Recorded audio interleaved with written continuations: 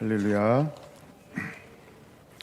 말씀을 함께 보겠습니다. 이사야 66장 7절에서 9절입니다. 시온은 진통을 하기 전에 해산하며 고통을 당하기 전에 남아를 낳았으니 이러한 일을 들은 자가 누구며 이러한 일을 본 자가 누구냐? 나라가 어찌 하루에 생기겠으며 민족이 어찌 한순간에 태어나겠느냐? 그러나 시온은 진통하는 즉시 그 아들을 순산하였도다.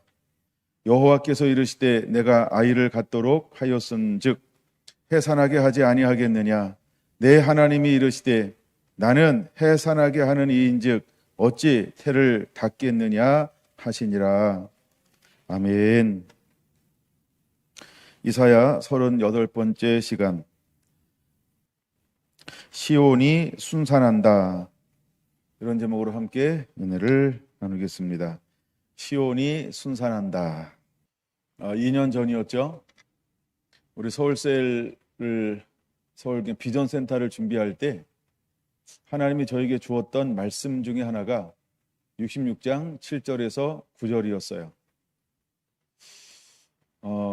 이 말씀을 주시면서 제 마음에 준 감동은 순산하겠구나. 순산에 대한 비전이었어요. 그래서 오늘 이 말씀을 묵상하면서 또 은혜가 돼서 오늘은 이 말씀을 중심으로 해서 함께 은혜를 나누고자 합니다. 여러분 모두에게도 2024년 순산하는 그런 은혜가 임하게 되기를 예수님의 이름으로 축원합니다.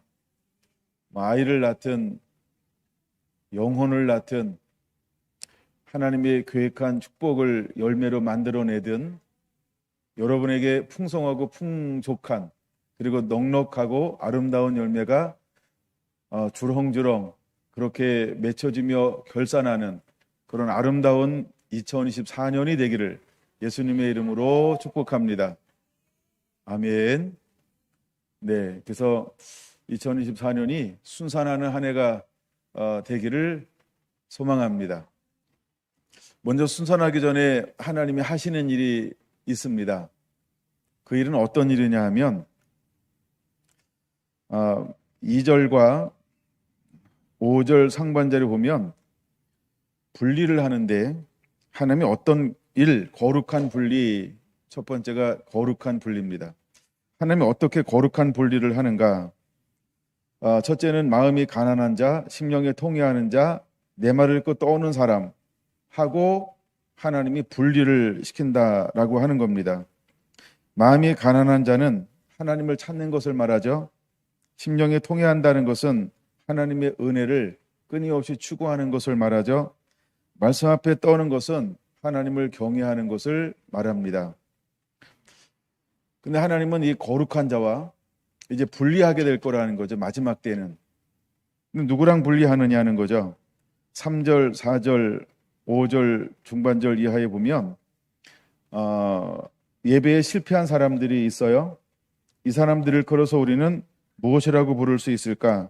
삶이 동반되지 않은 형식적 예배자들과 하나님은 분리시킬 거라는 겁니다.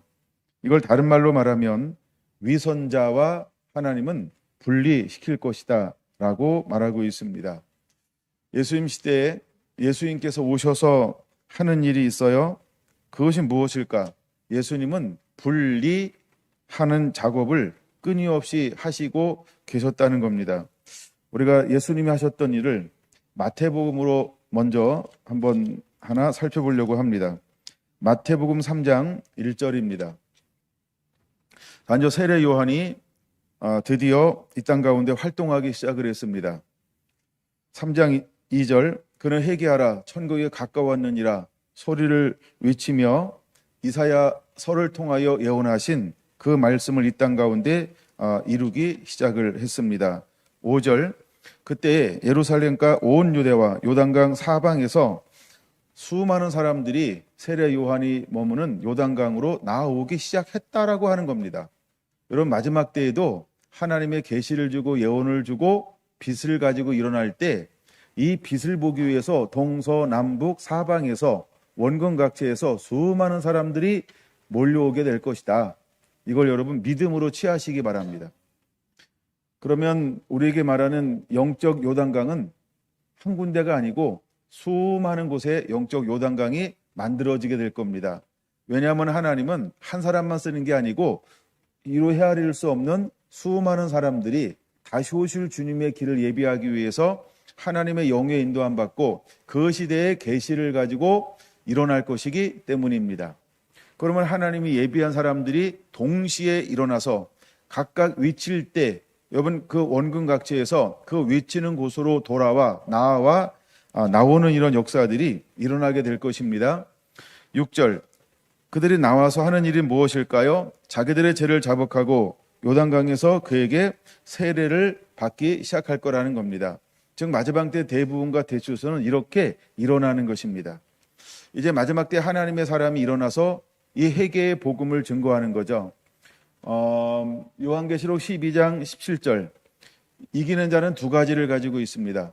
하나님의 말씀과 예수님의 증거 두 가지를 가지고 있어요. 마지막에 외치는 사람은 무엇을 외치게 될까요? 하나님의 말씀과 예수님의 증거 그 시대 그러니까 예수님에 대한 복음을 외칠 것이고 그 시에 주시는 하나님의 말씀을 선포하게 될 겁니다. 요한계시록 12장 17절 이것이 바로 마지막 때 이기는 자의 특징이지요. 그런 것처럼 세례 요한도 무엇을 외치기 시작했을까요? 동서남북 사방에 나오는 사람들에게 회개하라라고 하는 이 복음을 증거하기 시작을 했습니다. 세례 요한은 회개라고 하는 복음을 증거했지만 마지막 때 증인은 예수님을 증거하게 될 거라는 것이죠. 예수님을 증거하게 될 거라는 거죠. 왜? 복음 안에는 무엇이 포함되어져 있습니까? 회개가 포함되어져 있기 때문입니다. 그랬더니 7절 요한은 그들에게 직설적으로 말하죠. 사두개인들과 바리새인들이라고 말합니다. 이것은 유다를 이루고 있는 주 구성원들을 말하는 거예요.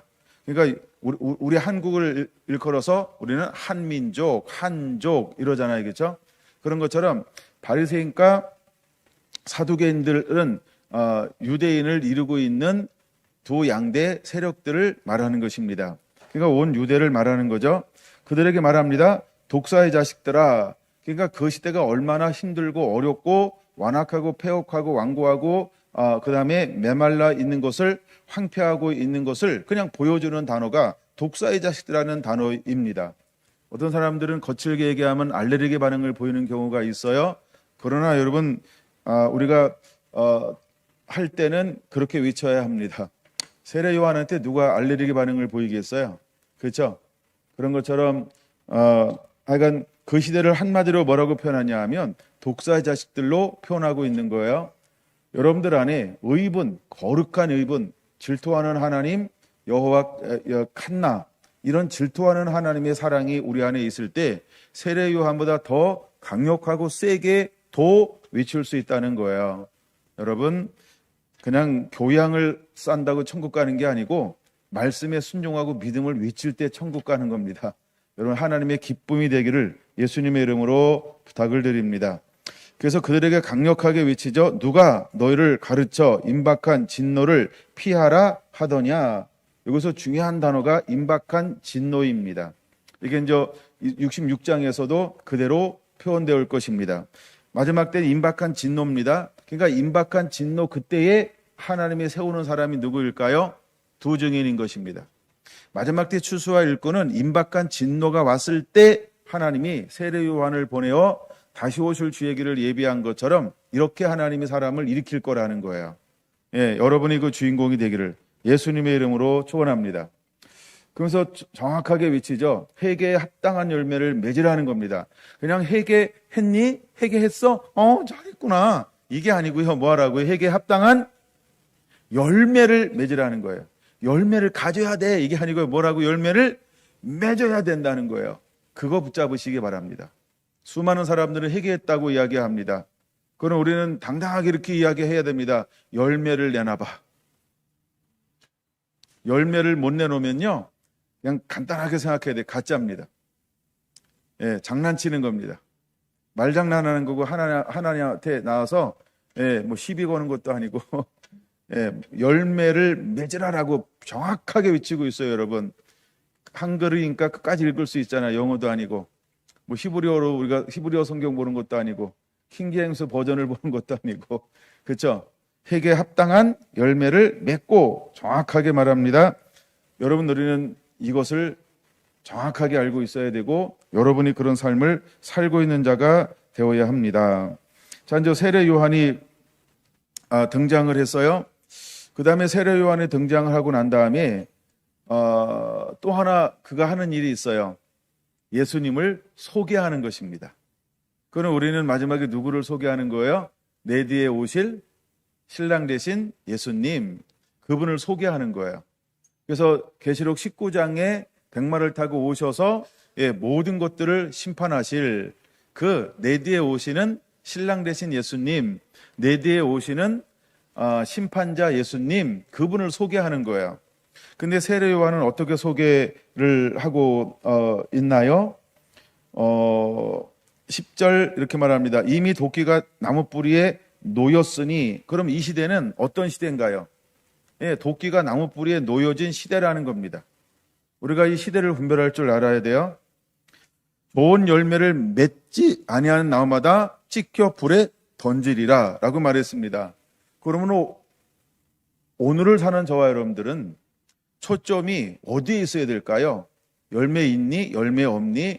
이게 오늘 우리에게는 사활처럼 중요한 관심이어야 하고, 내 삶을 점검할 때 이제는 내가 어느 정도 수준이냐 이것 가지고 도토리 키재는 게 아니고요, 분명한 열매들이 있어야 한다는 거예요.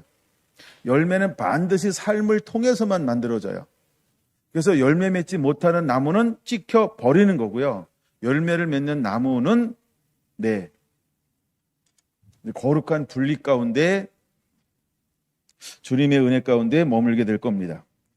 그 다음에 나는 너희로 회개하기 위하여 물로 세례를 베풀거니와 라고 말합니다.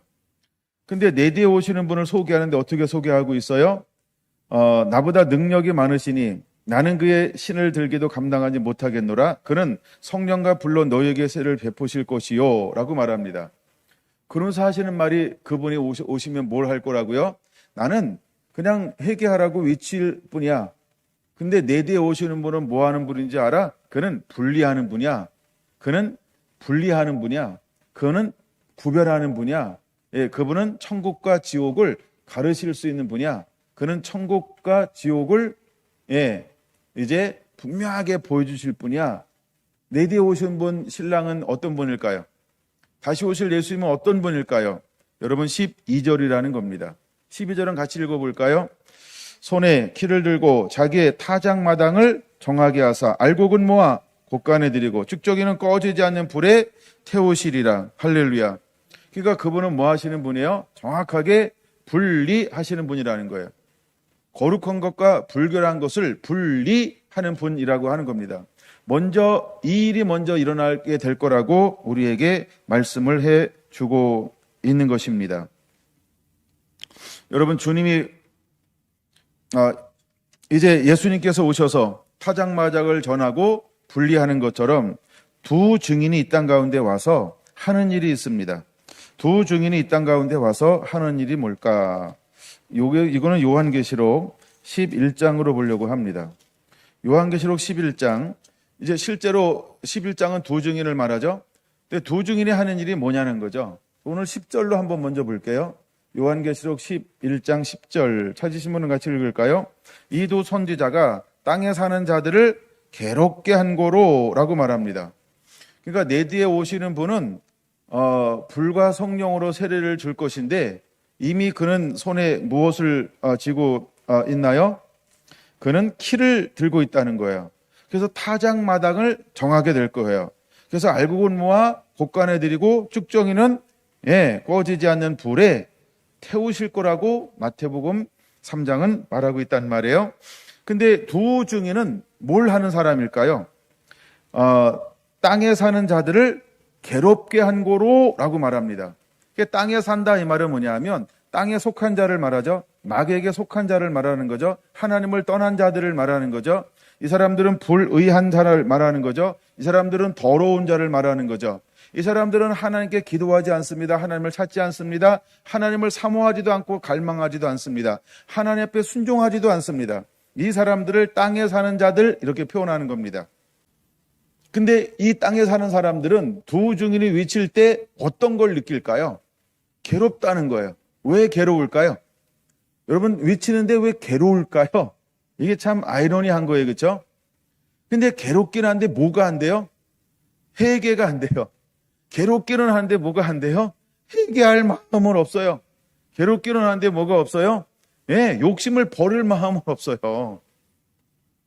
예, 괴롭기는 하는데 예, 천국에 소망을 두고 살 의지는 없어요. 그냥 냅둬 이거예요. 야, 그냥 나 이거 좀 누리게 좀 냅둬. 왜 내 양심을 긁어 임마 이러는 거예요. 왜 날 계속 양심의 괴로움을 갖다 줘? 너무너무 괴로운 거예요. 왜 사람들이 괴로울까요? 그렇죠? 어느 정도 알기 때문에 그렇습니다. 이걸 이렇게 표현할게요. 두 마음을 품었기 때문에 그렇습니다. 마음이 하나면 괴롭진 않죠. 괴롭다라고 하는 것은요, 두 마음에 갈등하고 있다 이 말이에요. 그래서 두 증인이 하는 일이 뭐냐? 회개하라 외치게 될 것입니다. 1260일 동안 예언하게 될 겁니다. 마지막 한 일회가 시작됩니다. 그리고 그 전 3년 반 동안 이들은 강력하게 외칠 것입니다. 회개하라 천국에 가까웠느니라. 그들은 외치게 될 겁니다. 여러분, 그들을 향하여 어떻게 외칠까요? 독사의 자식들아 하면서 회개할 것을 그들에게 강하고 담대하게 외칠 것입니다. 근데 놀라운 것은 사람들이 그의 말이 틀리지 않다는 걸 아는데, 옳은 것도 아는데 그렇게 하고 싶지는 않다는 겁니다. 나중에 또 말씀을 통해서 보여드릴게요. 근데 실제로 두 증인은 이렇게 외칠 겁니다. 그랬더니 그들이 어떤 반응을 보이는 거예요? 땅에 사는 자들이 그들의 죽음을 즐거워하고 라고 말합니다. 왜 두 증인의 의인인데, 천국을 소유한 자인데, 하나님을 대신해서 외치는 자인데 그들이 죽는 걸 기뻐할까요? 더 이상 내 양심을 찔르는 사람이 없어지니까. 이게 답이에요. 세례 요한이 죽어요. 그랬더니 헤로디아가 알아요. 어떤 사람인지 알아요. 그 다음에 헤롯도 알아요. 그거 어떤 사람인지 알아요. 그렇죠? 근데 걔가 자꾸 뭘 찔렀어요? 내 양심을 찔러요. 야, 너 걔랑 결혼하면 되니? 누이끼리? 안 되지? 계속 막 찔러대니까, 아이, 저놈 저 죽었으면 좋겠다. 근데 결국 누가 죽이는데 앞장섰어요? 여자요. 헤로디아요. 그게 결국은 그가 깨를 부린 거죠. 춤을 출 때 기뻐하고 원하면 주겠다 이랬더니 엄마한테 가서 엄마 아빠가 뭘 준대, 뭘 구할까? 잘 됐다. 야, 목을 달라고 그래라. 해가지고 목을 담아오잖아요. 참 온유월에 소리가 내리는 방법도 여러 가지입니다. 여자분들이요, 저를 향하여 도끼를 품지 않게 되기를. 겁나요. 멀쩡한데 막 찔러대니까. 그래도 우리 남자들은 괜찮아. 근데 여자들 무섭잖아요. 오죽하면 그런 우리 속담도 있겠어요. 네. 자, 근데 어쨌든 하여간 성경에 나오는 얘기를 한 거고요. 자, 우리가 회개에 합당한 열매를 맺으라라고 외치는데 이 사람들이 너무 괴로운 거예요. 그래서 결국 두 증인이 죽으니까 어떻게 했어요? 즐거워하더라라고 이야기합니다. 그리고 더 재미있는 건요, 즐거워하고 기뻐하며 서로 선물을 교환하더라. 이거는 선물을 교환한다 이 말은 뭐냐 하면 그냥 백성들을 말하는 게 아니고요, 위정자들을 말하는 거예요. 나라와 나라끼리 서로 야 잘 죽었다 그래가지고 서로 막 선물을 막 주고받아요. 희한한 일이 마지막에 벌어지게 될 겁니다. 그토록 마지막에 진리를 외치는 자가 일어나게 될 거라는 겁니다. 할렐루야. 근데 이런 일이 일어나는 것은 거룩한 분리가 있기 위해서 이러한 일들이 일어나게 될 거라는 것입니다.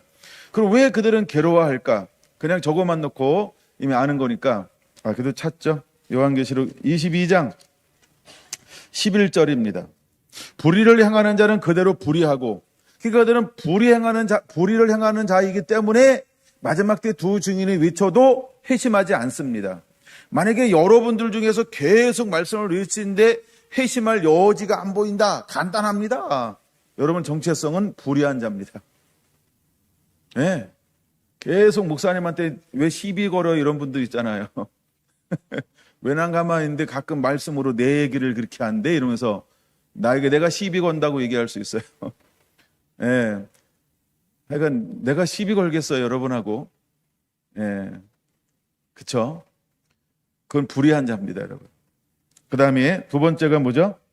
더러운 자는 그대로 더럽고, 그 더럽다 이라고 말은 하나님 외에 다른 것들을 섬기는데, 여기서는 대부분 이제 우상숭배 뭐 이런 것들을 말하고, 그 다음에 영과 육이 있는데 영의 소욕을 따르는 게 아니라 육체의 소욕을 따라 사는 사람들을 말하는 거죠.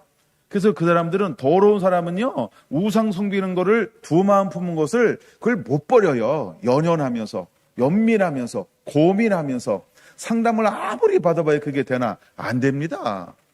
그 상담 가지고 되겠어요?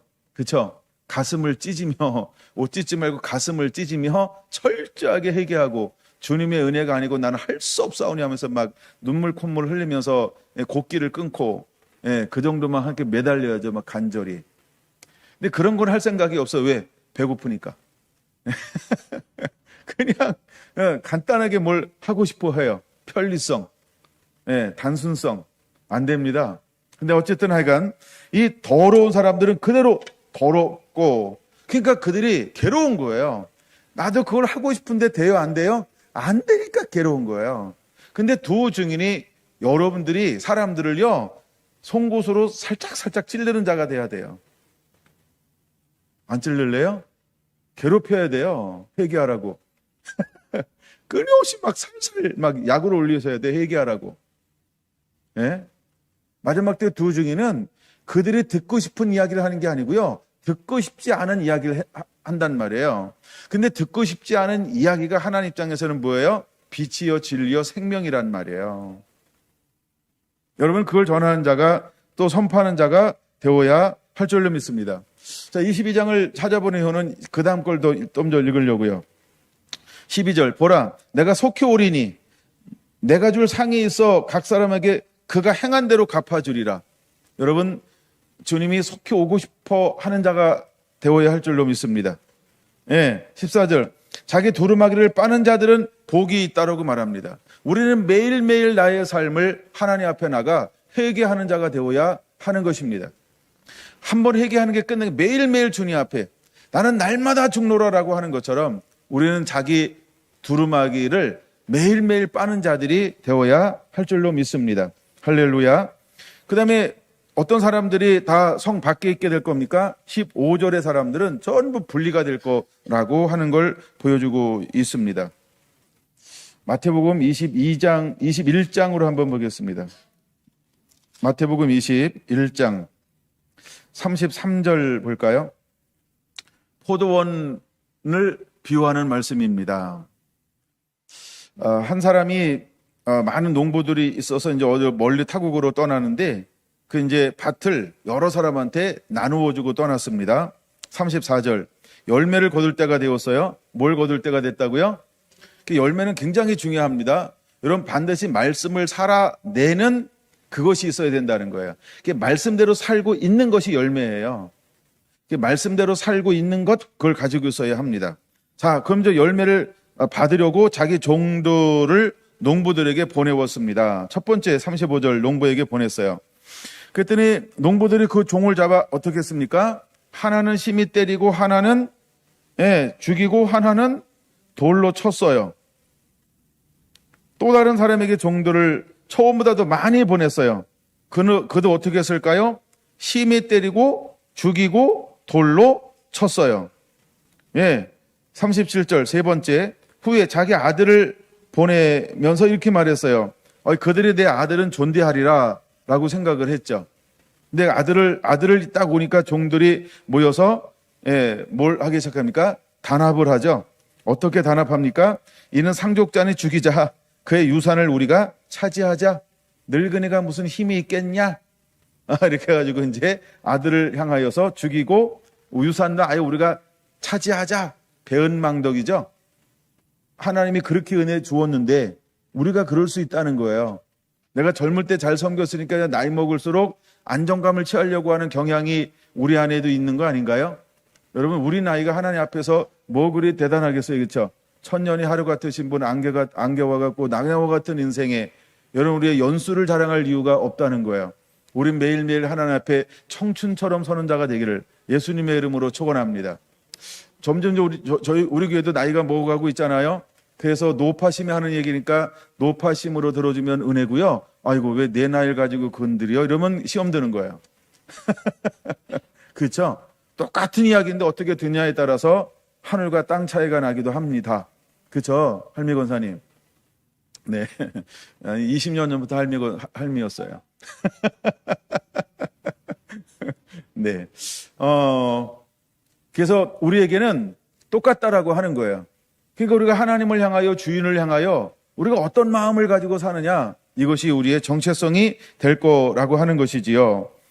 자, 그러면 포도원 주인이 어떻게 40절 올 때에 농부들을 어떻게 하겠냐는 거예요. 41절입니다. 그들이 말하되 그 악한 자들을 진멸하고 포도원은 제때에 열매를 바칠 만한 다른 농부들에게 새로 줄지니이다. 그러면 이 사람들은 답을 알아요? 답을 몰라요? 자기들도 다 답을 알아요. 그러면 여기서 말하는 그들이는 누굴 말할까요? 그들이는 누구를 말할까요?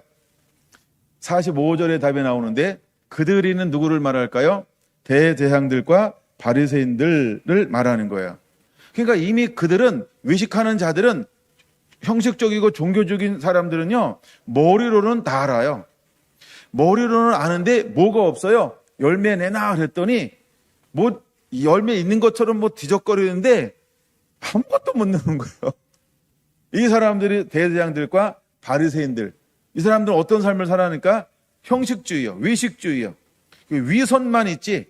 우리 이러잖아요. 큰 소리만 치는 사람. 야, 내가 말이야 왕년에 뭐 이러고, 야, 우리 집이 어떤 집인지, 야, 우리 집에 와봐 이런 것도 있어 막 이런 큰 소리는 치는데 막상 집에 놀러 갔어요. 지난번에 뭐 있대는데 그거 한번 내놓으세요 했더니 아이 뭔 얘기했지 내가? 이러면서 막 갑자기 말을 바꾸고 막 모른 척할 수 있고 위선자. 그렇죠? 우리가 신앙생활 그렇게 할 수 있다는 거죠. 뻥치면서 사기치는 거와 비슷하죠. 이거 어쨌든 이거 위선이라고 말합니다. 근데 그들은 누구를 말하냐? 45절 대제사장들과 바리새인들을 말하는 것입니다. 근데 그들에게 묻는 겁니다. 예수님이 이 악한 자들을 어떻게 이 악한 자들을 그쵸? 진멸하고 포도원은 제때에 열매를 바칠 다른 농부들에게 새로 줄지니라 라고 그들이 말한다는 거예요. 그 마치 자기한테 맡길 것처럼. 그러면 맡김을 당하려면 여러분 내가 어떤 삶을 살아야 될까요? 이미 맡겨봤잖아요. 이미 첫 번째 농부, 두 번째 농부, 세 번째 농부, 네 번째 농부 맡겨봤잖아요. 그렇죠? 근데 그들이 어떻게 했어요? 다 하나같이 실패했다는 거예요. 그건 오늘날 한국에서 제일 먼저 세워진 교회 맡겼다. 두 번째 교회 맡겼다. 계속 맡겼어요. 그게 오늘 존재하는 모든 한국에 있는 6만 교회입니까? 교회가 많아졌나 줄어들었나? 근데 하여간 6만 교회가 있다 그러면 다 맡겼단 말입니다. 그럼 주님께서 우리에게 오셔서 뭘 요구할까요? 여러분에게, 교회에게. 그렇죠? 뭘 요구할까요? 그럼 우리가 어떤 교회가 돼야 하느냐? 그거를 간단하게 살펴볼까요? 41절에서 어떤 교회가 되어야 할까요? 열매를 바칠 만한 교회가 되어야 한다는 거예요. 여러분 이제 열매를 바칠 만한 자로 살아가고 있습니까? 매일 무엇을 먹을까 마실까 입을까? 오늘 은혜 받았어요 못 받았어요? 여기에서 계속 머물러 있습니까? 오늘 말씀 좋네, 오늘 찬양 좋네, 오늘 예배 좋네. 아 오늘 눈이 온대. 비가 왔나? 아 오늘 집에서 하자. 몰라요 왜 그렇게 하는지. 뭐 여러 가지 이유가 있을 수 있죠, 그렇죠? 예. 근데 하나님은 어떤 사람을 찾냐는 거예요. 열매를 바칠 만한 사람들을 찾고 있다는 거예요, 주님은. 그리고 우리 성결한교회가 2024년에 우리의 목표 중에 하나가 어떤 걸 잡아야 할까요? 나는 과연 열매를 하나님을 바칠 만한 자인가? 여러분, 제가 박인관 집사님하고 교제를 했어요. 근데 이번에 남전도 회장이 되면서 늘 품어왔던 거. 사실 이제 저희 교회 전도왕이었어요. 예. 하여간 전도왕이죠. 그 열매가 잘 자라나고 있잖아요. 그 열매가 저 뒤에 앉아 있는 거예요. 열매는 2층에 앉아 계시네. 자, 근데 이분이 되자마자 막히 열변을 토하는 거면 열변을 토하는 거예요. 마치 오래 그냥 단순한 생각이 아니고 오래도록 무엇인가 이 안에 품고 있는 것이 막 그 온몸에서 뿜어져 나오는 걸 내가 느낄 수 있었어요. 그리고 이제 오토바이를 가지고 신문을 돌리고 또 중간에 이제 이렇게 또 점검도 하고 또 뭐 이렇게 받으러 다니는 거 수금도 하고 또 뭐 이렇게 이런 거 다니면서 머리를 자르러 다니는데요.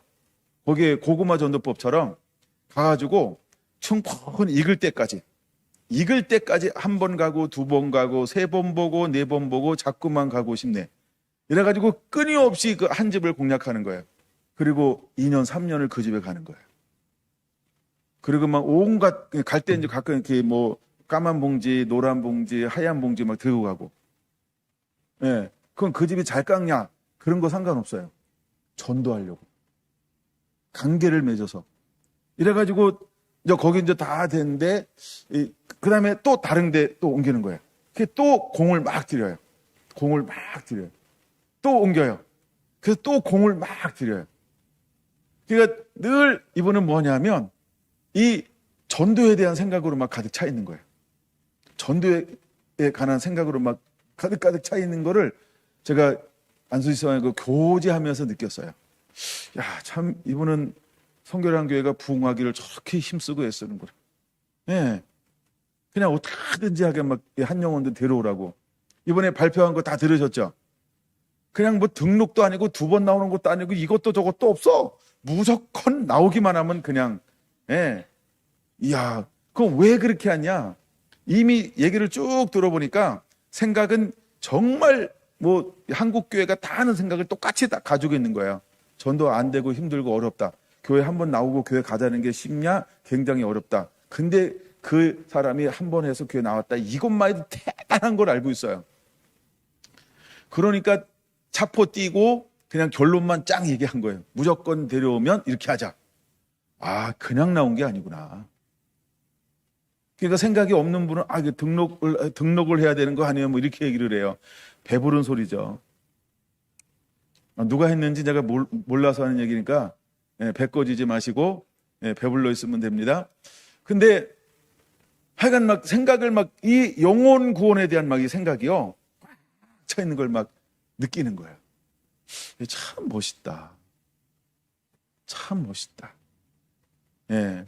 몰라요. 천국에서 김경수가 클지 박인구가 클지 몰라요. 그리고 이름 멋있잖아요. 인구. 이게 천국에서 누가 더 클지 몰라요. 그게 교제하면서 내가 그런 부끄러움도 느끼고 저 열정에 왜 하나님이 이 집사님의 삶을 어떻게 사용하실까? 막 이게 막 기대가 되면서 너무 감사하고 참 귀하다 그런 생각을 했습니다. 네. 근데 하나님이 어떤 사람을 찾냐는 거죠. 열매를 바칠 만한 사람을 찾는다는 거예요. 만약에 하나님께서 찾는다 그러면 박인구 안수집사님 찾지 않을까요? 여기 다 둘러봤더니 박인구밖에 없어. 제가 지난번 이제 우리가 오픈 말씀 묵상을 쭉 했잖아요. 예. 근데 거기서 하나 이제 공통점 중에 하나가 뭐였냐면 전도하는 거였어요. 전도. 여러분들이 끊임없이 여러 가지 방법으로 어쨌든 하여간 막 이렇게 전도하는 그런 모습들을 공통적으로 볼 수 있어서 감사했습니다. 근데 하나님께서 마지막에 찾는 사람이 있다는 거죠. 열매를 바칠 만한 다른 농부를 찾고 있다는 거예요. 그럼 그에게 하나님이 무엇을 맡길까요? 포도원을 맡길 것입니다. 제가 얼마 전에 말씀을 묵상하다가 그냥 새롭게 더 깨달아진 게 뭐 단순한데 하여간 저한테 그 깨달음이었는데 그게 뭐였냐 하면 너는 지극히 작은 것에 충성하였다. 근데 착하고 충성된 종아, 지극히 작은 것에 충성했는데 착하고 충성된 종이라는 거예요. 그러니까 내가 너에게 많은 것으로 맡기리라 이렇게 표현하고 있다는 거예요. 하여간 이게 저에게 새롭게 깨달아지는데 너무 은혜가 됐어요. 그렇구나. 내가 어떤 크고 작은 걸 떠나서 내게 주어진 일을 누가 보든 안 보든 칭찬받든 안 받든 잘하든 못하든 그냥 내가 할 수 있는 온 힘을 다해서 감당해내면 하나님이 그 사람을 뭐라고 말할까? 착하고 충성된 종이라고 말하면 뭐 한다고요? 하나님이 더 많은 것으로 맡긴다는 거예요. 너무 놀라운 걸 아주 너무 단순하더라고요. 여러분과 이 땅에 살면서 내게 주어진 걸 크고 작은 이걸 다 떠나서 여러분이 그 위치에서 전부를 다해서 감당하시기 바랍니다. 그러면 천국에서는 큰 자가 되는 거예요. 그리고 하나님이 그것 때문에 뭘 맡긴다고요? 더 많은 것을 맡길 거라고 하는 겁니다. 근데 우리가 그냥 일반적인 삶을 다 살잖아요. 이때 이게 뭐 대수겠어 하면서 가볍게 여기잖아요. 하찮게 여기잖아요. 그냥 멋쩍게 여기잖아요. 하나님이 맡길까요? 안 맡길까요? 이 사람은 이렇게 반드시 똑같습니다. 악하고 게으른 종아. 그렇게 말하게 될 거라는 거예요. 여러분, 이제 우리가 지난주에 2024년 재직을 임명하고 임명했어요. 그럼 우리에게 주어진 거 어떻게 감당해야 될까요? 묵묵히 감당하는 거예요. 여러분들이 전부를 다해서 감당하는 거예요. 여러분들이 어떻게 그 직책과 직임과 위치에서 어떻게 감당하느냐를 누가 볼까요? 뭐 저는 누가 셀장인지 잘 모르니까 셀 이름도 나한테 가르쳐 준 적이 없어요. 요즘에는 한마디로 지들끼리 해요. 최소 이렇게 한마디 이렇게 좀 보고해 주려면 셀 이름이 이렇구나 이럴 텐데 안 물어본다고 이제 요새는 셀 이름도 몰라요. 요새 셀장도 아예 모르죠. 그럼 내가 여전도 남전도 회장도 모르는데 자꾸 바뀌니까 하여간 잘 모르는데, 그러나 하여간 그 하나님이 내게 그 셀이 편성이 되고 어떤 것이 주어졌을 때 중요한 거예요. 여러분 뭘까요? 그냥 내가 할 수 있는 최선을 다하는 거예요. 오늘 찬양 하잖아요. 이렇게 나 찬양 첫 번째 찬양하는데 너무 좋더라고. 내가 왜 좋아하는지 아세요? 복고풍 찬양이라. 막 정감이 오더라고 갑자기. 야, 내 신금을 놀린다 이러고. 예, 괜찮아요. 너무 좋잖아요, 그렇죠? 예, 하여간 뭐 가운데 서서 하여간 내가 멋들어지게 하면 돼요.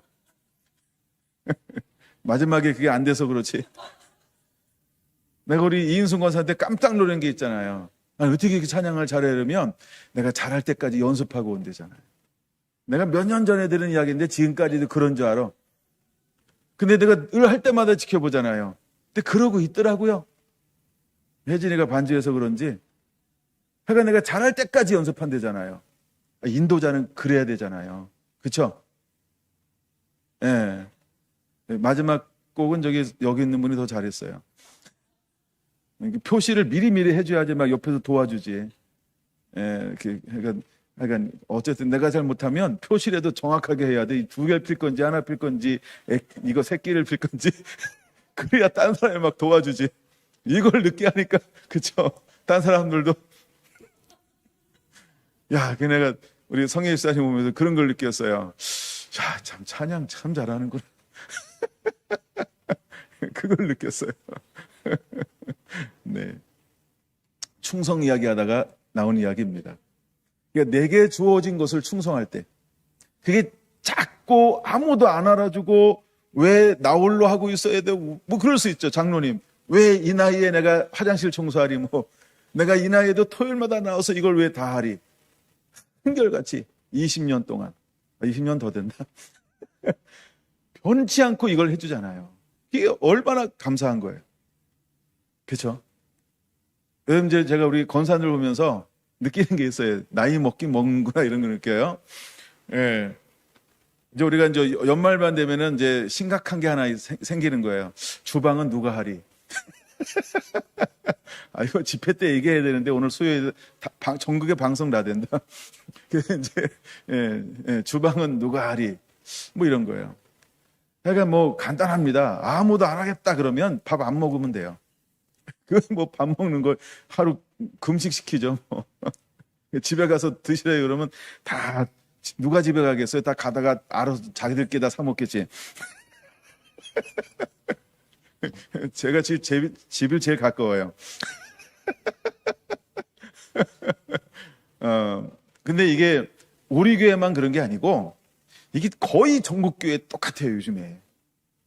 오늘 갑자기 한국 교회가요 편안함이 찾아왔어요.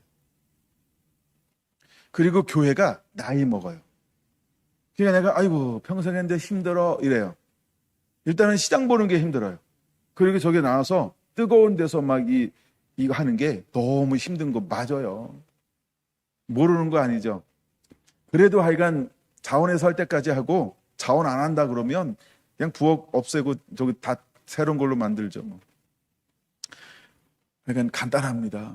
제가 이 건물을 짓고 나서도 늘 우리 사모님이 좀 이런 얘기할 때 별로 안 좋아하죠. 모르겠어요. 옛날에 안 좋아한 것 같은데 그래서 감당하지 못하면 건물 손 놓자. 이걸 뭘 빚 때문에 이걸 안고 가냐 이거예요. 나는 이게 짐이 되지 않게 하자는 거예요. 짐이. 왜 하나님을 섬기는 건 한평생 사는데 행복하고 즐겁고 그쵸? 그렇게 해야지. 그 다음에 이왕 할 거 어떻게 해야 돼요? 자원함으로. 그래야 복을 받습니다. 우리가 하나님의 복 주는 원리가 있어요. 예, 그 원리. 그래서 여러분들이 2023년 작은 것에 충성한다는 건 뭐냐 하면 즐거움으로, 감사함으로, 자원함으로. 그래야 복이 임합니다. 내가 듣던 안 듣던 꿍시렁거리지 말고. 예, 목사님이 안 듣는다고 꿍시렁거리고 듣는다고 꿍시렁 안 거리고 그게 뭐 복은 다 쏟아놓은 거죠. 그러니까 저하고는 상관없어요. 뭐 제가 복 주겠어요? 밥은 가끔 살 수 있지만 요즘은 밥도 안 사주잖아요. 그러니까 여러분들이 꿍시렁거리지 말고 정말 하나님 앞에 하나님이 이런 사람을 찾는 거예요. 이게 충성됨이라는 단어였어요. 아 그렇구나.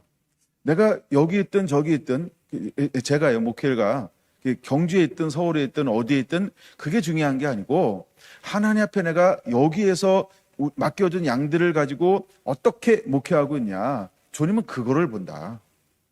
제가 그것을 묵상하다가 그 마음이 들었어요. 근데 오늘은 이 말씀을 보다가 오늘은 마태복음 21장을 보다가 제가 두 단어 때문에 너무 행복했어요. 하나님은 어떤 사람을 찾냐는 거죠. 첫째 41절이요. 열매를 바칠 만한 다른 농부를 찾는다는 거예요. 네? 난 이것이 여러분 한 분 한 분이 이기를 원합니다. 정말 열매를 바칠 만한 농부이기를 원하는 거죠. 자, 주인이 떠나면서 각각 은사대로 밭을 나누었어요. 그 열매 맺을 때가 됐어요. 그러면 주인이 다 달래요? 아니면 일정 부분을 달래는 거예요? 10분의 1 줘. 이럴 수 있죠. 10분의 2 줘. 이럴 수 있죠. 예. 그럴 수 있잖아요. 그렇죠? 도지를 줬으니까 예, 그걸 주는 거죠. 근데 다 달래진 않아요. 일정 부분 그냥 약속한 걸 달라고 그러는 거예요. 근데 그걸 안 주려고 그렇게 잔머리를 써요.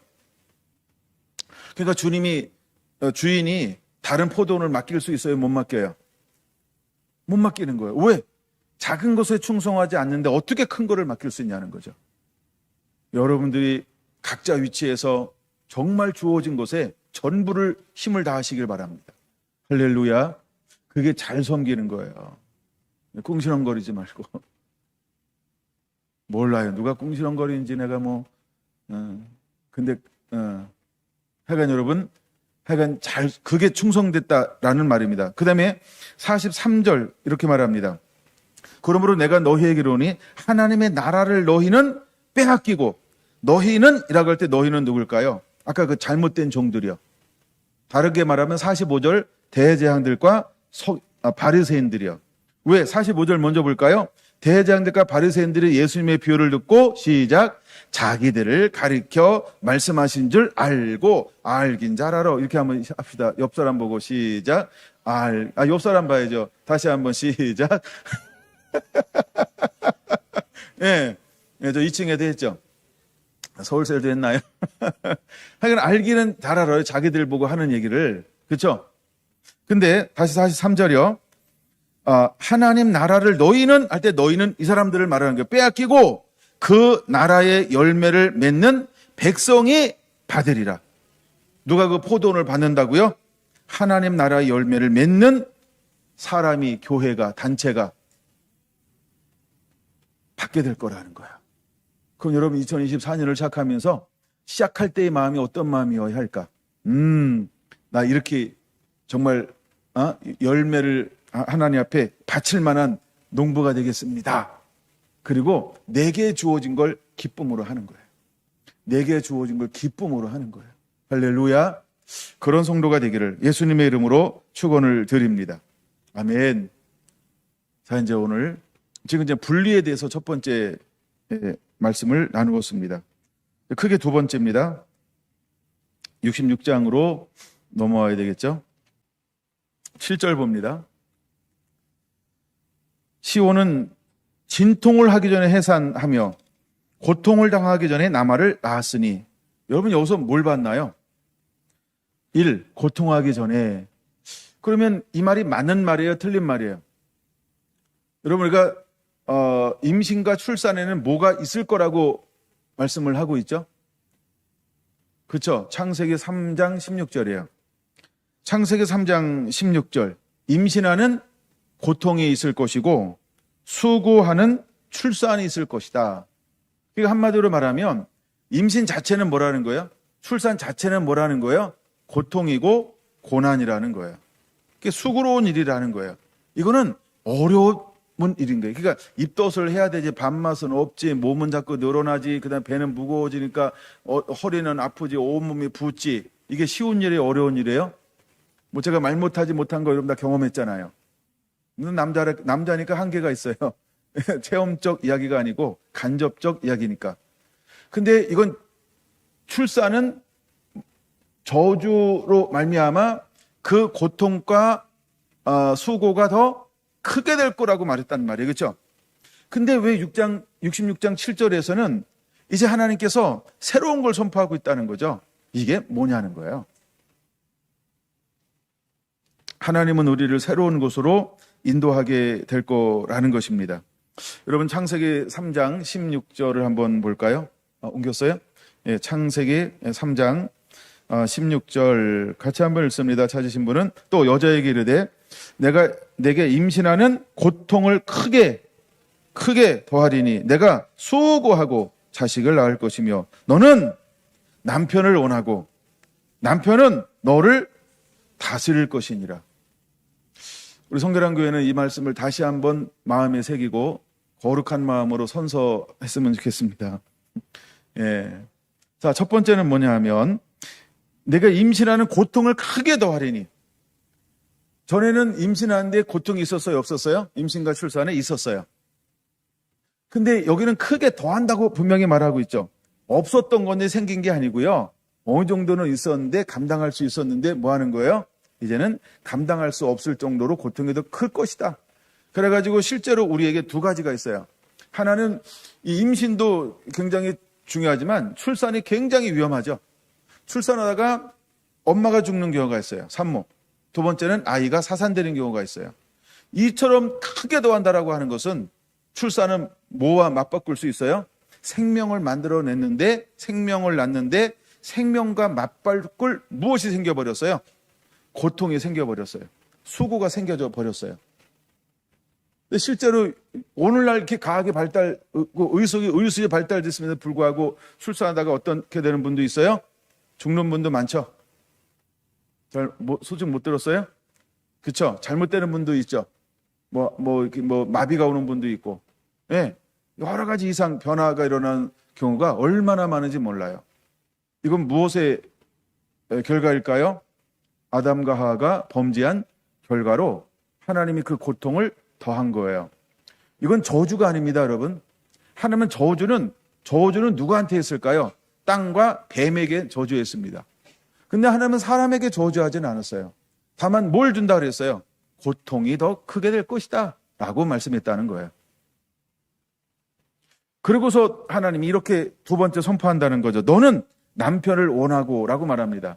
원한다라는 말이 뭐냐면 대슈카, 이게 히브리어인데 대슈카라는 말이에요. 대슈카라고 하는 말은 의뢰하다. 너는 남편을 의뢰해야 된다. 그다음에 두 번째 기대하다. 세 번째 사모하다. 그리고 네 번째는 번역한 대로 원하다. 이게 대슈카라는 히브리어입니다. 하나님께서는 여자에게 뭘 하게 될 거라고 말씀했어요. 야, 너는 남편을 대슈카해야 돼. 근데 놀라운 건요. 대슈카라고 하는 단어가 성경에는 딱 3번밖에 없다는 거예요. 근데 이걸 이번에 이제 개역개정은 뭘로 번역했냐 하면 사모하라라는 단어로 번역했다는 거예요. 첫 번째는 지금 3장 16절이고 두 번째는 4장 7절, 그 다음에 세 번째는 아가서 7장 10절입니다. 그러니까 딱 이 단어는 성경에 3번 나오는 단어예요. 대슈카라고 하는 단어는. 그러니까 여자가 남편을 어떻게 해야 되느냐라고 말할 때 딱 3번만 기록한 단어라는 거예요. 이게 대슈카라는 단어예요. 그럼 여러분, 그러니까 이제 여자들을 입장에서 한번 들어봐야 됩니다. 여러분들은 남편을 어떻게 해야 될까요? 사모해야 한다는 겁니다. 그럼 사모하다는 말이 대슈카 어떤 의미가 있다고요? 너는 남편을 의뢰하라는 거예요. 두 번째 뭐라고? 남편을 의지하라는 거예요. 세 번째 뭐라고? 남편을 사모하라는 거예요. 너는 남편을 원하고 바라고 갈망하고 그를 의지하고 그를 신뢰해야 된다. 마치 남편이 뭐와 같아요? 주님과 같죠. 그래서 우리가 주님을 향하여 하는 모습과 똑같지 않나요? 우리가 남편 주님을 원하고 바라고 기대하고 신뢰하고 사모하고 똑같죠. 근데 하나님은 여자에게 다시 말하면서 뭘 하라고 말하고 있어요? 너는 이제는 출산하는 고통이 더 크게 될 것이다. 또 수고가 더 있을 것이다. 라고 그 다음에 뭐라고 말했어요? 너는 남편을 원하고 라고 말했다는 거예요. 근데 오늘날 이것이 가정 안에서 깨진 것은 하나님이 실패하고 사단이 승리하고 있는 것입니다.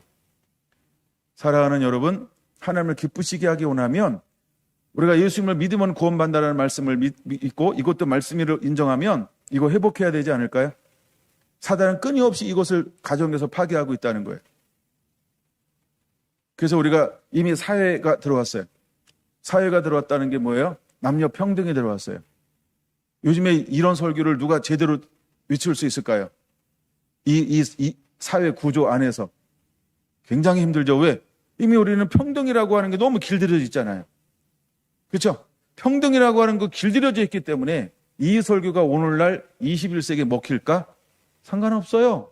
하나님은 뭐라고 말씀하고 있어요? 왜 제가 언어를 갖다가 봤을까요? 오늘날 사회가 중요한 게 아니고 하나님이 우리에게 무엇을 말씀하는가를 들으라는 거예요. 하나님은 대슈카라고 말씀하고 있다는 거예요. 이 말은 남편을 의뢰하라는 거예요. 남편을 의지하라는 거예요. 남편을 원하고 바라고 사모하라고 하는 거예요. 그럼 여러분, 우리 안에 무엇이 회복되어져야 할까? 이것이 회복되어져야 한다는 것입니다. 할렐루야. 왜냐하면 66장, 이사야 66장 마지막에 하나님이 회복시키고 싶은 것이 있다는 거예요. 그게 뭘까요? 파괴됐던 에덴의 거룩한 질서를 하나님이 회복하고 싶다는 거예요. 그래서 먼저 2절, 3절, 4절, 5절에서 6절에서는 거룩한 분리를 한 거예요. 마음이 가난한 자, 심령이 애통하는 자, 말씀에 떠는 자, 이 사람과 그 다음에 예배가 무너진 사람하고 하나님이 영원토록 분리를 시킬 것이다. 예수님께서 오신 목적이 뭐예요? 내가 오는 것은 구원하러 오셨다는 거예요. 구원하러 오셨다는 거예요. 이거 시간 내면 볼 건데 넘어갔나 안 봤나. 그 다음에 두 번째는 뭐냐면 예수님께서 오신 목적이 또 뭐라는 거예요? 그렇죠? 타작마당을 손에 키를 들고 타작마당을 정하사 알곡과 쭉정이를 분리하러 오셨다는 거예요. 그럼 이거 하기 전에 하나님이 이제 우리에게 무엇이 회복되어져야 할까요? 이제 여러분, 하나님은 우리 안에서 이 3장 16절이 회복이 일어나야 한다는 것입니다. 그러니까 우리 성결한 교회 안에서 먼저 일어나야 되지 않을까요? 아니, 내 안에서 먼저 일어나야 되지 않을까요? 우리 안에서 먼저 일어나지 않을까요? 그럼 이제 남자들은 어떻게 생각해야 될까요? 우리가 여러분 주님을 생각할 때 어떻게 생각해야 할까요? 물론 저 에베소 5장도 있습니다. 우리가 어떻게 생각해야 될까요? 그렇죠? 하나님을 의뢰하고 신뢰하고 기대하고 바라고 원하고 똑같아야 한다는 거예요. 주님을 향해서 동일한 마음을 우리가 품고 있어야 한다는 거예요.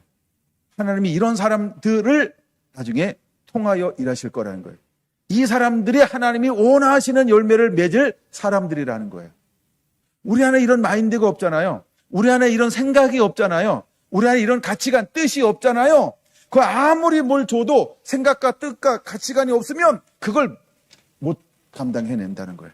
그걸 못 만들어내요. 왜? 내 안에 원함이 없잖아요. 신뢰함이 없잖아요. 생각, 마인드가 없잖아요. 가치관이 그렇지 않잖아요.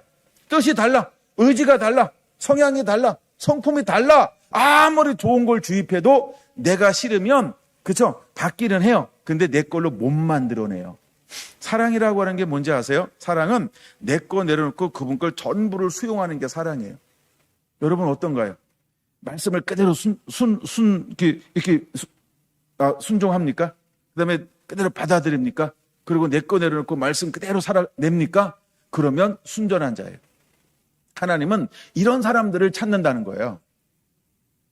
내가 원하는 열매를 맺을 사람들이요. 하나님이 원하는 열매를 맺을 농부를 하나님은 찾는 거예요. 그에게 뭘 맡길까요? 마지막에 포도원을 맡기는 거예요. 이 사람이 추수꾼이라는 거예요. 이 사람이 이 사람이라는 거예요. 깨끗한 그릇이요. 여러분, 2024년을 시작하면서 우리가 어떤 마음을 품어야 할까 다시 한번 생각해 봐야 합니다. 그 다음에 이제 다스리고는 이건 이제 다른 의미가 있는데 하나님께 보호한다 이런 의미가 이제 강한 거고요. 다시 이제 66장으로 넘어갈게요. 자, 66장 7절입니다. 다시 한번 볼까요? 자, 시온은 진통하기 전에, 그럼 진통이 있다는 거예요, 없다는 거예요? 없다는 거예요. 두 번째, 고통을 당하기 전에, 그럼 고통이 있다는 거예요, 없다는 거예요? 없다는 거예요. 이거는 무엇을 의미하는 걸까요? 저주에서의 해방, 이렇게 적어 놓으세요. 저주에서 해방되는 거예요. 그럼 마지막 때 하나님 뭘 계획하고 있어요? 아하, 새하늘과 새 땅은 에덴의 회복이라고 말씀드렸죠? 하나님은 에덴을 회복하겠다는 거예요. 뭘 없애버렸어요? 여인의 해산하는 고통과 해산하는 진통을 하나님이 없애버렸어요. 고통하기 전에, 그렇죠? 고통하기 전에 하나님이 해산하게 할 거예요. 진통하기 전에, 고통당하기 전에 하나님이 8절 보니까 어떻게 순산한다고 그랬어요? 8절 마지막 부분 보세요. 시온은 진통하는 즉시 그 아들을 순산하였도다. 그냥 진통이 오려고 하면 바로 순산을 해버려요. 할렐루야. 원래 이게 에덴 동산에서 누가 가지고 있었던 거예요? 하와가. 근데 마지막 하나님 뭘 회복하기로 뜻을 정하였어요? 이제는 이 순산의 축복을 회복하기로 하나님은 가지고 있어요. 그럼 여러분 잘 보세요. 순산은 우리가 아이를 낳는 건가요? 영혼을 구원하는 건가요? 여기서 말하는 거는 66장은 영혼 구원을 말합니다. 그게 이제 마지막 때가 되잖아요. 그러면 전도와 추수가 쉬울까요? 어려울까요? 쉬울까요? 어려울까요? 쉬울까요? 어려울까요? 근데 이미 교회를 중심으로 해서 전도는 쉽다고 소문났어요? 어렵다고 소문났어요? 왜 그럴까요? 사람들이? 왜 그러는 거예요? 비싼 돈 먹고. 네? 왜 예배 드리면서 왜 자꾸 사단이 좋아하는 하나님의 언어가 아닌, 그렇죠? 사단의 언어를 자꾸 사용할까요? 하나님은 전도가 쉽다 그랬어요? 어렵다 그랬어요? 영혼 구원이 어려운 거예요? 쉬운 거예요? 순산한다고 그러잖아요. 그렇죠? 이 말은 쉽다라고 하는 의미가 있는 거예요. 이제는 영혼 구원은 쉽다는 거예요. 여러분 보세요. 이무린 아가서를 통해서 제가 굉장히 강조하고 있잖아요. 하나님이 우리를 마지막 때 뭘로 파송할 거라 그랬어요? 꽃이 피었는가 순이 났는가? 예? 이제는 아무데나 파송하는 게 아니라 그랬잖아요. 가면 어떤 사람이 있어요? 목마른 자, 원하는 자, 바라는 자. 예, 돈 없이 값없이 와서 사 먹으라. 옛날에 여기 있었던 말씀이 있잖아요. 요한계시록 22장 19절인가요? 예, 성령과 신부가 말하는도다 하면서. 예, 그냥 와서 사 마시라는 겁니다. 그냥 먹으라고 하는 겁니다. 값없이 원하는 대로 하라는 겁니다. 쉽다라고 하는 의미가 있는 것입니다. 하나님이 쉽게 하실 거라고 하는 걸 지금 보여주고 있어요. 어디에서? 7절, 8절, 9절 보여주고 있잖아요. 진통하는 즉시 그는 아들을 순산하였도다 라고 말합니다. 즉시 순산하게 될 겁니다. 그 다음에 또 하나 놀라운 하나님의 축복이 있다는 거예요. 여러분, 진통이 없다는 건 놀라운 축복입니다. 할렐루야. 그 다음에 9절 볼까요? 나는 해산하게 하는 이인즉 어찌 태를 닫겠느냐라고 말합니다. 하나님은 어떤 분이라고요? 해산케 하시는 분이라는 거예요. 나는 해산하게 하는 이인즉 나는 해산하는 자다라고 말합니다. 그럼 잘 보세요, 여러분. 우리가 이제 구약으로 돌아가서 태의 문을 열고 닫는 분은 누구예요? 하나님. 그럼 태의 문을 여신 분이 닫겠냐는 거예요. 하나님은 잃어버린 영혼들을 찾아 구원하기 위해서 오셨는데 이 일을 포기할 거냐는 거예요. 하나님은 아무도 멸망하기를 원치 않는데 하나님께서 그 영혼을 방치하겠냐는 거예요. 하나님은 하신다는 거예요. 근데 하나님은 하시는데 9절에 보면 두 단어를 주목해 봐야 됩니다. 첫째, 9절 첫 번째 뭐로 시작하죠? 여호와께서 이르시되. 여호와라는 말은 뭘까요? 예호와. 예호와는 어떤 뜻이 있을까요? 언약의 하나님, 언약을 이루시는 분 할 때 우리는 여호와 이렇게 부릅니다. 여기서 말하는 여호와는 예호와, 이게 이제 히브리어 예호와. 근데 이 말은 언약을 이루시는 분, 약속을 성취하시는 분, 이럴 때 우리가 여호와 하나님, 여호와야 이렇게 우리가 부르짖잖아요. 어떤 하나님께 호소하는 걸까요?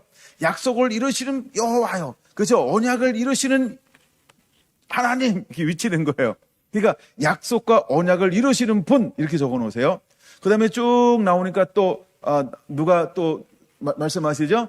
네, 하나님이 이르시되. 하나님은 어떤 언어를 썼을까요? 여기서 엘로힘. 여러분, 엘로힘은 어디 나오는 걸까요? 태초에 하나님이 계시니라. 창세기 1장 1절 나오는, 그렇죠? 그 하나님은 어떤 하나님, 이름이 뭐죠? 엘로힘. 어떻게 하셨어요? 예, 엘로힘이에요. 그럼 엘로힘은 어떤 하나님일까요? 창조의 하나님. 나는 전능한 하나님이라 할 때, 나는 천지를 창조하신 하나님이다라는 거예요. 그럼 이 말은 무슨 말이에요? 하나님이 이제 영혼 구원하는 것을, 하나님은 대부분과 대추수를, 하나님은 아무들 멸망치 않고 모든 영혼이 구원받는 것. 그래서 하나님이 하늘과 새 땅을 예비하러 가셨어요. 그렇죠? 그럼 그 땅은 모든 사람들이 다 들어갈 수 있는 땅인데, 이 땅에 수많은 영혼을 구원하기 위해서 그분은 어떤 분이라고 우리에게 말씀하고 있는 걸까요? 그렇죠? 그는 언약을 이루시는 전능하신 하나님이시다라고 우리에게 말씀을 하고 있다라고 하는 것입니다. 할렐루야. 하나님이 말씀하신 것을 반드시 이루실 능력을 소유하신 분이다라고 하는 겁니다. 예, 하나님이 말씀하신 것을 반드시 이루실 능력을 소유한 분이라고 하는 것을 믿으시기 바랍니다. 이제 여러분, 우리는 그 하나님과 더불어서 2024년을 시작하고 있습니다.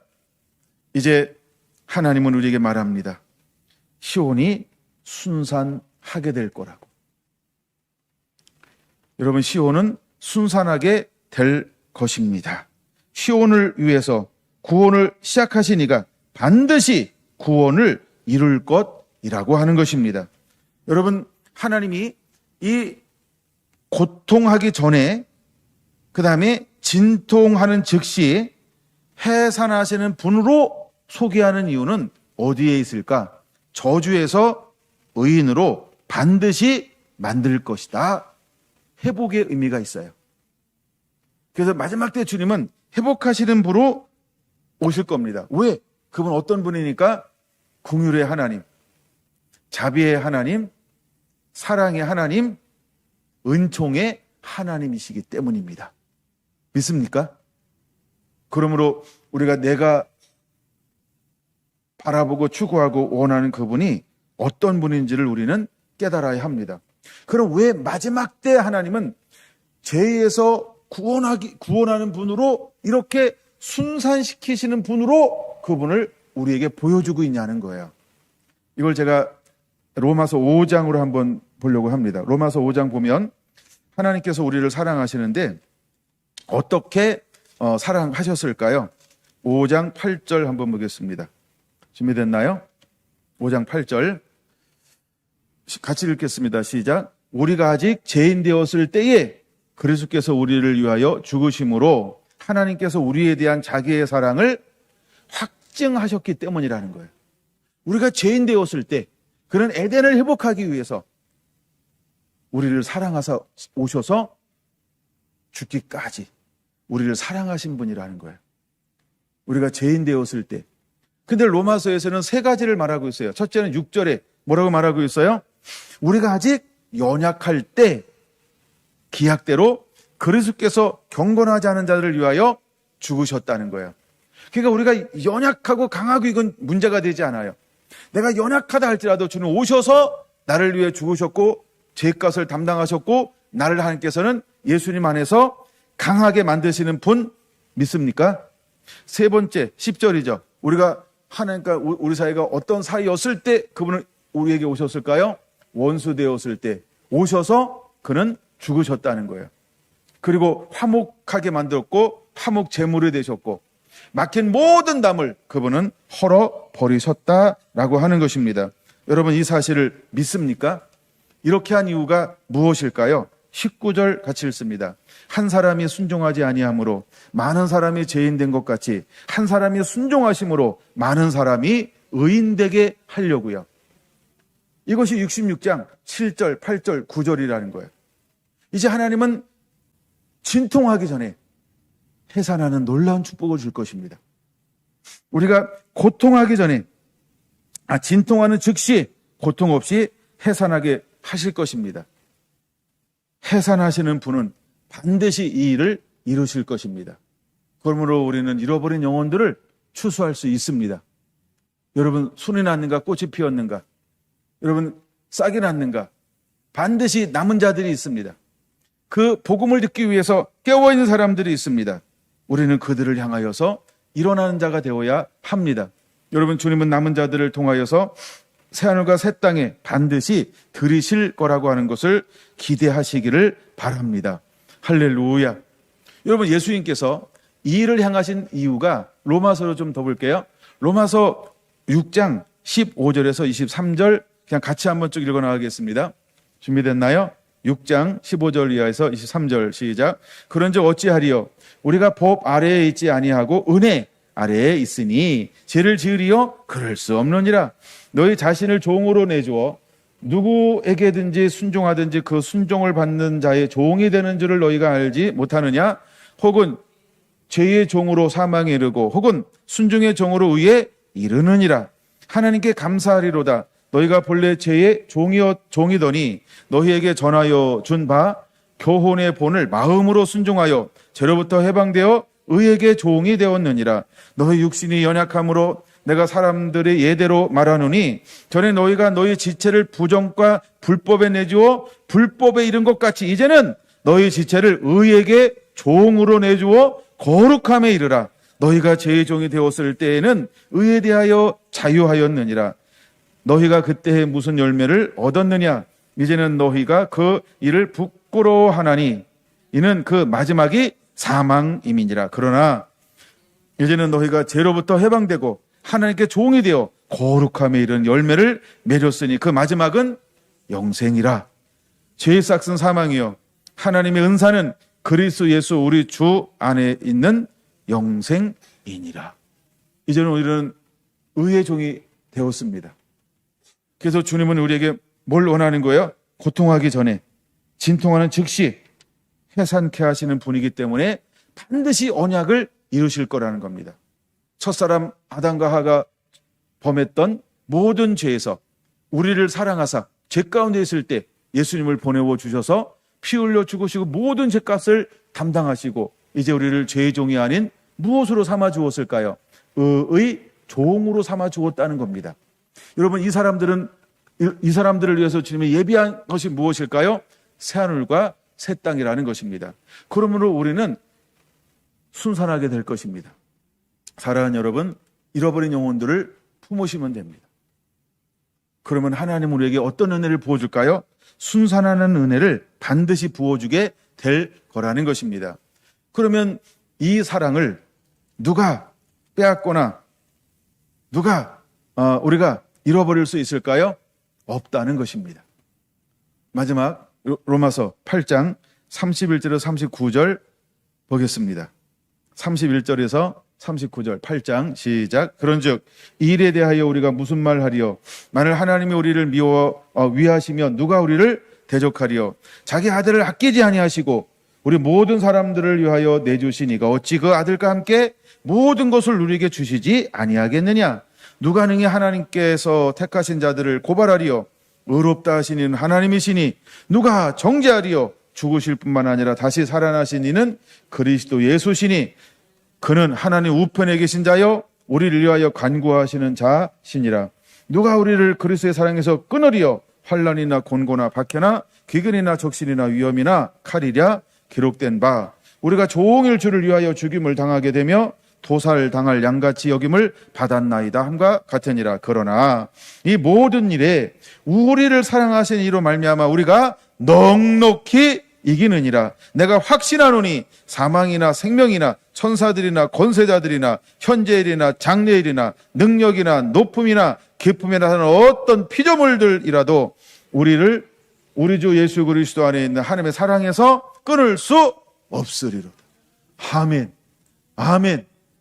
이것이 우리의 정체성이라고 하는 것입니다. 이제 하나님은 우리가 시작되어지는 2024년 여러분들을 순산한 자로 들어 쓰시고 사용하실 것입니다.